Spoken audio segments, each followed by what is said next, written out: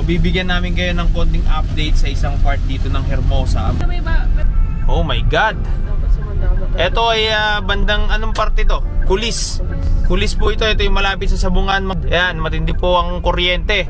Mag-ingat po tayo, lalo ang ating motorista. Yan po ang dadaanan namin mamaya.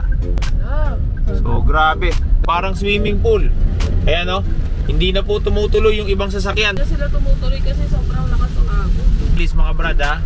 O, ito Planet. Okay pa, may konti lang dito na medyo baha pero kayang-kaya pa. Ingat po tayo. Lalo mga nakamotor, always wear your helmet. Ay, nakakapaglakad naman yung mga tao brad ng normal. Wala pa naman lumalangoy. Palayin ka ng palihan. Zambak. Nakakaawa po ang ating mga pasahero. Marami po ang tulad ko na na-postpone ang kanilang schedule. Pero yung iba tuloy pa rin sa hanap buhay mga kaibigan. Palihan mga kabrado. Undocs, wala naman po. Okay naman po yung daan dito. Medyo shower party na dito sa total. Yun yung fog light dyan. Okay, paki-on mo na rin yung ilaw para magkaroon tayo visibility. Habol lang natin sa expressway. Look at that. Grabe po, grabe ang baha.